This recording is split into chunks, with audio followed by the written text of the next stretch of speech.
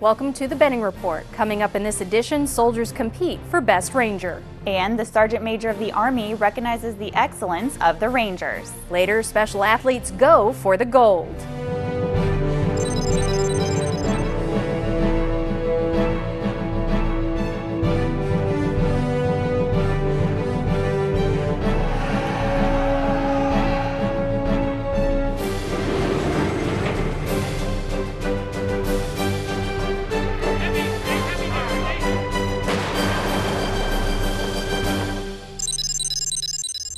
Welcome to the Benning Report. I'm Melissa Bell. And I'm Katie Cook with the Fort Benning Public Affairs Office. Thanks for watching. After 3 days of enduring obstacle courses, stress shoots, rope climbs, and runs, the finish line was a welcome sight for the 48 competitors who completed the Best Ranger competition.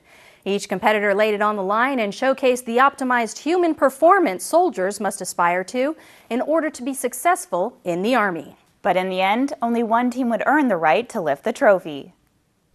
Sergeants First Class Timothy Briggs and Jeremy Lemma, both from Airborne and Ranger Training Brigade, earned their place in history as the winners of the 2015 Best Ranger competition.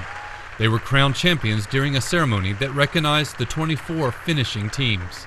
On hand to award the trophy was the namesake of the competition, retired Lieutenant General David E. Grange Jr. and current Sergeant Major of the Army, Dan Daly. Briggs and Lemma have known each other since 2013 and were partnered for this competition in January after brigade tryouts resulted in their top finishes. Their winning strategy included studying legacy events and training to achieve their physical peak, with an emphasis on nutrition. We took what we knew from the last two competitions. We ironically competed against each other. We had some input. I have an endurance background, so we based everything off endurance. We knew that if you got to be there at the finish to finish first, so we knew that was goal number one. Both men acknowledged the quality of their fellow competitors and knew going in that winning the title would require everything they had. The punishing events of the competition have forged a lifelong bond between them and taught them something about each other.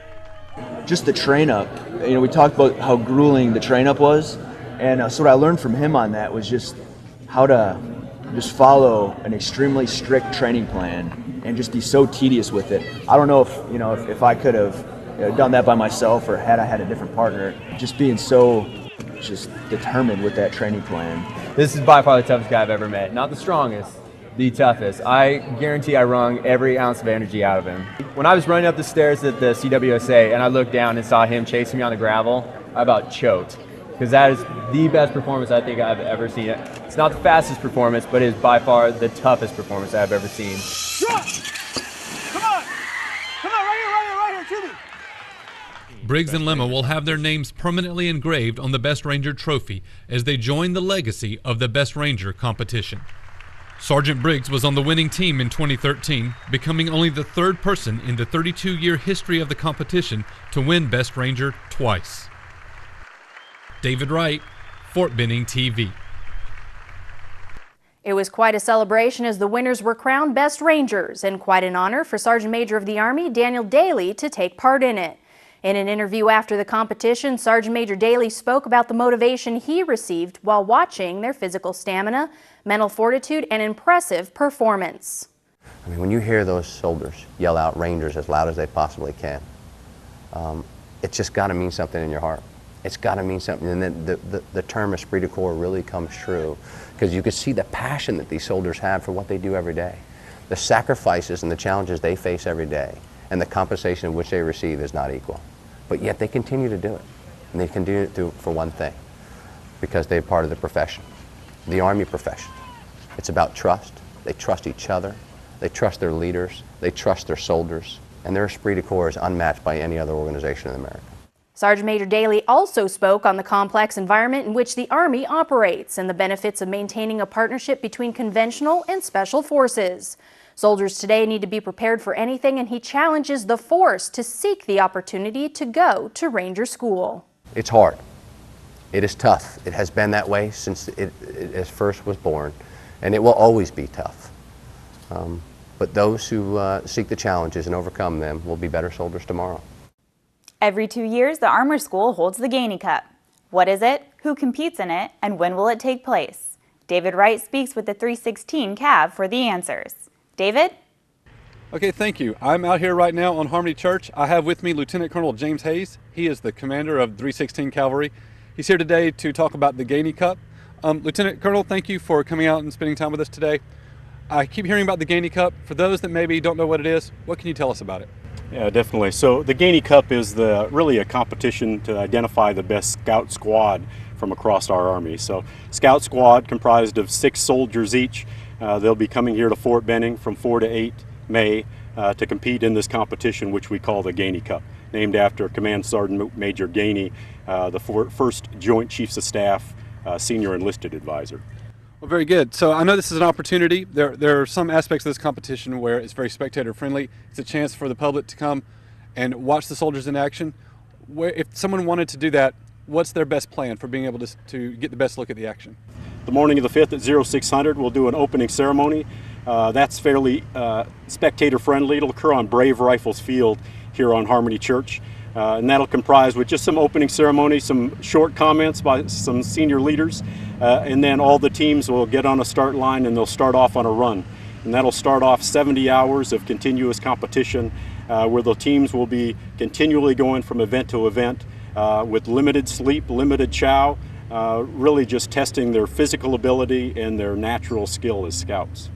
Well, that sounds pretty rough. You said it's going to start with a run. Could you give us maybe a rundown of some of the events, what kind of things they'll be doing, and also maybe how is it different from the last time this was held 2 years ago?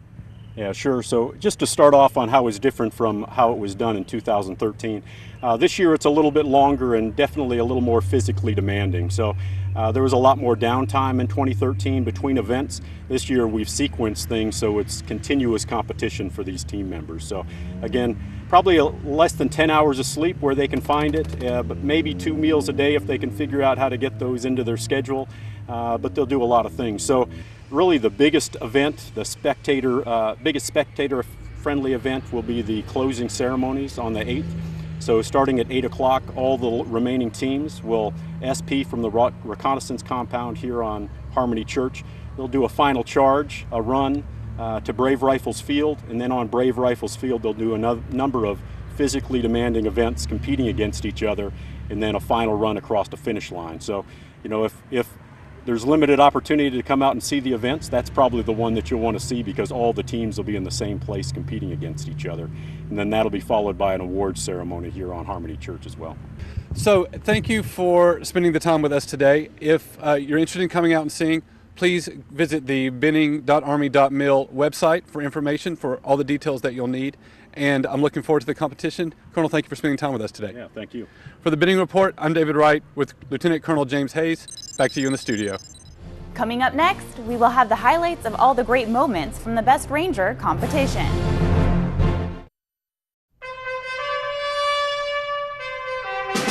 There are symbols that represent loss. There are symbols that represent strength. And there are symbols that represent both. Remember, respect, and honor our fallen military heroes and the sacrifice and strength of surviving families who wear the Gold Star pins.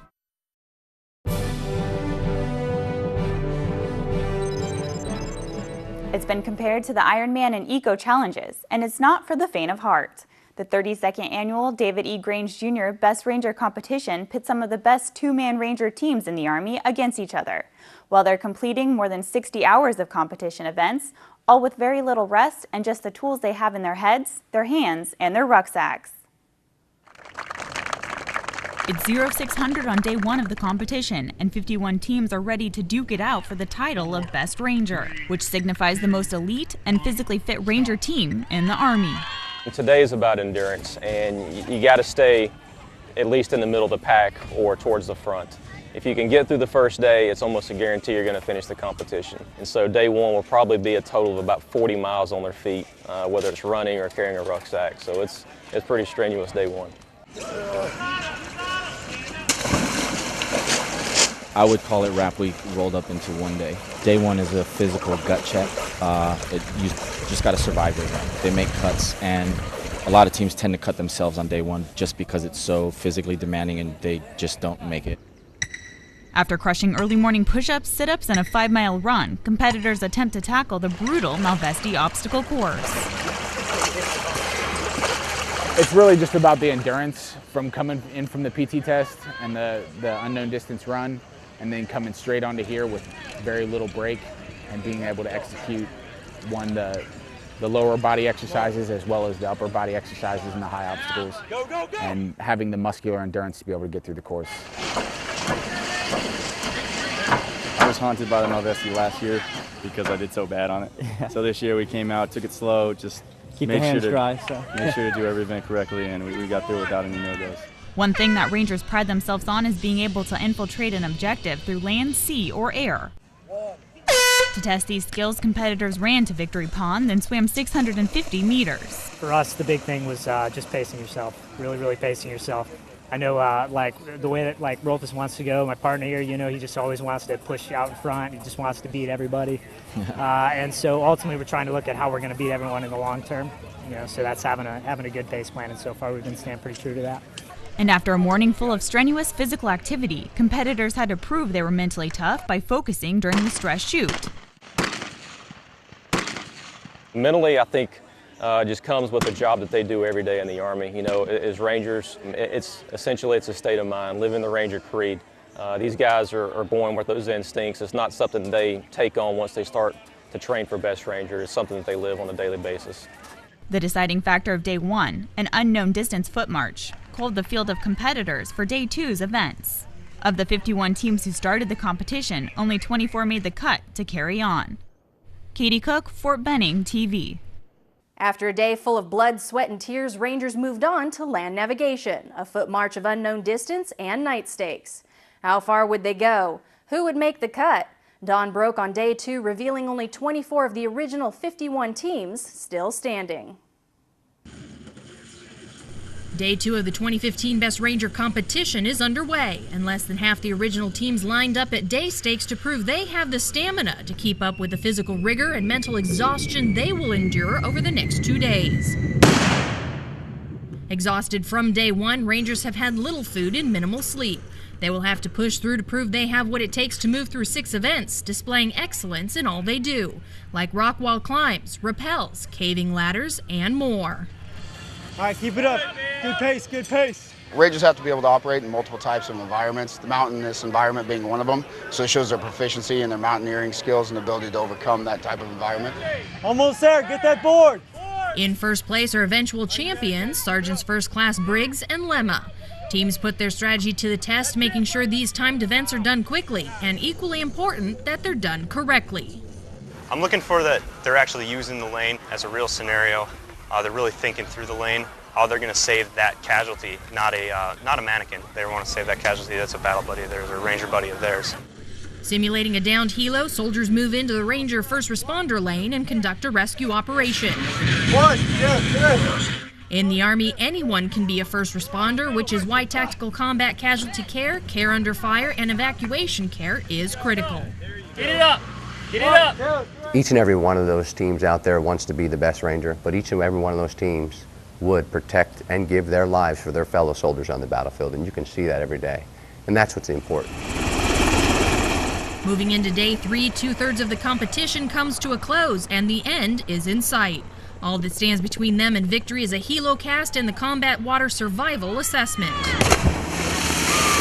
With the lack of sleep, lack of food, they're going to be drained mentally and physically, but these competitors are amongst the best in the world. I mean, they've been training for months on end coming into this competition. These guys are fierce individuals, type A personalities, and they're not going to allow themselves to fail. That's him, man. Well, the one key thing I think that all the top teams and all the teams possess was grit and determination. Come on, right here, to me. Each of them had to reach deep down inside of themselves and perform at a level that they didn't expect to have to perform at in order to emerge on top. As teams move through the 35-foot log walk, rope drop, and 75-foot suspension traverse, it may seem like an individual event to the spectators, but eyes are not far from their Ranger buddy. Hold it, feet up. Cheers rally each other on, and the final run is all or nothing, and together. These teams know that they must rely and trust on their Ranger buddy, and never was it more clear than as they crossed the finish line. Equally tired, equally motivated, and equally excited. Melissa Bell, Fort Benning TV. After the break, exceptional athletes run, roll, and jump for the gold.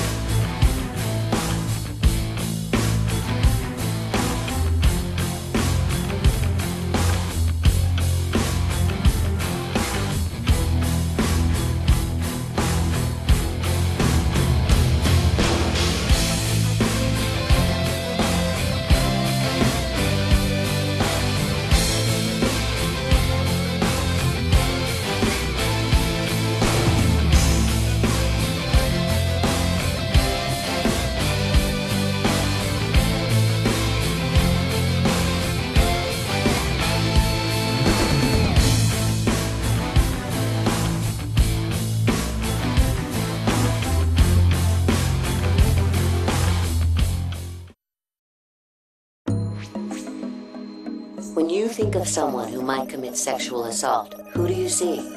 Well, they don't use the kind of weapons you might expect. Instead, they use threats, intimidation, control, and at times alcohol to dominate the situation. They normally look like regular guys and are likely to be people you know. The only way to really spot a sexual predator is to be aware of their behavior.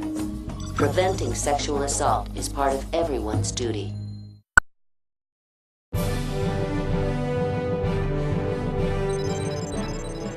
April is Sexual Assault Awareness and Prevention Month, and Fort Benning is doing its part to increase awareness and stop sexual assault and harassment. Two events that help launch this month's theme have leadership rallied and soldiers and families aware. Fort Benning leadership gathered to kick off a month-long awareness and prevention campaign highlighting sexual assault and harassment. This year, the Army's theme is Not in My Squad. Not in our Army, we are trusted professionals. A message that leaders at all levels have the responsibility to eliminate sexual assault. To help ramp up this month of awareness, soldiers and spouses gathered for a self-defense and awareness class, highlighting everything from prevention to escape. I talked to every rapist I could find, and I says, why did you choose her? With over 20 years in law enforcement experience, one thing Faye stresses is the importance of prevention. And this means adjusting how you may present yourself to avoid becoming a target. Whenever you slouch or lean forward, you look like a person who's not confident about something, which speaks volumes to a predator that you're weak in some way. Although that may not be what you are, but it is how they are going to choose you instead of someone else. Make eye contact, know where you're going, and move with a purpose. This class is not about tricks, but about real-life situations and how to survive. As soon as you know what my intentions are, what should be your thought? 90% of all fights go to the ground. So what I do is I tell and teach how to get to the ground safely. So if I'm going to the ground, I'm going to the ground on my terms. In this class, participants will react to contact, so if a real-life situation occurs, they'll know how to respond. You want to aim for the lickies and chewies, kittles and bitch, and the moneymaker. Because the last thing you want is to be taken to a second location. If they ever take you to a second location, your chances of survival decreases by 100%. You're probably going to die. Whoa! So make an escape opportunity and run in the direction where the population is the greatest, where there's lights and where there's people, and run making noise. You need to say things that are inappropriate for the public to hear. From leadership to soldiers, civilians, and family members, everyone is doing their part to eliminate sexual assault. And the knowledge taught in this class could be the difference between a person living a normal life or a person constantly trying to recover from being attacked. Melissa Bell, Fort Benning TV. Many school-age children and teens with special needs share a desire to compete in sports. Fort Benning reached out to school districts off-post this year to make the second annual Exceptional Family Member Program Field Day a success. David Wright found the Field Day competitors displayed examples of human performance, much like that of the Rangers. The second annual Exceptional Family Member Program Field Day kicked off with a ceremonial lighting of the torch. The Field Day is held for exceptional athletes in the area, those who do not normally get an opportunity to participate in sporting events. General Miller has 4 or 5 major priorities, and one of those priorities is taking care of our soldiers and families, but it's also outreach to the communities. The Field Day was the culmination of 6 months of planning. This year, successful partnering with multiple school districts allowed this event to be much larger in scope than the inaugural event 1 year ago. It's through the school districts and the local community and the Fort Benning school districts that we were able to reach out, stretch our net across the community, and today we'll have more than 1,000 exceptional athletes out here from 6 school districts. Most of the events took place on Stuart Watson Field and ranged from lawn bowling to punt, pass, and kick. The athletes had their chance to show off their free throw skills and even take their shot at the soccer goals. Meanwhile, Smith Gym hosted all the wheelchair events for over 60 athletes that otherwise could not have participated. I think to the kids this is going to be a memorable day. All you have to do is go out and watch these events and watch the smiles on their face, and it's just about having fun. The event would not be possible without tremendous volunteer participation. Over 500 volunteers from Fort Benning were on hand, and the schools brought another 300 to help give these special athletes the personal attention they need. You wake up every day and go to school and you think that's, you think that stinks, but then you get around these kids and they don't ever really get to go in the gym and play with us. So having the ability to come out here and just run around and play with them, it's been inspiring. It's fun. Garrison Commander Colonel Michael Herter and Command Sergeant Major Kevin Floyd handed out medals to each athlete on a day when clearly everyone was a winner. I'm sure we'll be getting a lot of phone calls from our sister installations across the Army saying, hey, how'd you do this great event for your community?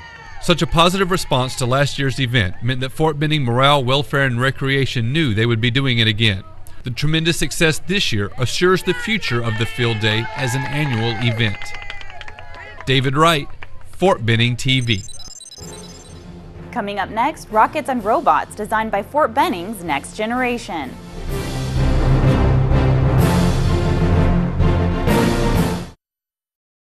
Way down yonder on the Chattahoochee, there happens to be a place where soldiers and their families can go to relax and have some fun in the great outdoors.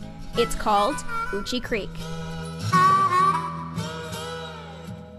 Uchee Creek is a campground and marina for soldiers, their family members, Department of Defense, and other eligible patrons. Uchee Creek has activities of all shapes and sizes for the whole family, from playgrounds to boating and even a pool to cool off in. We've got a full-service marina. We have 54 cabins.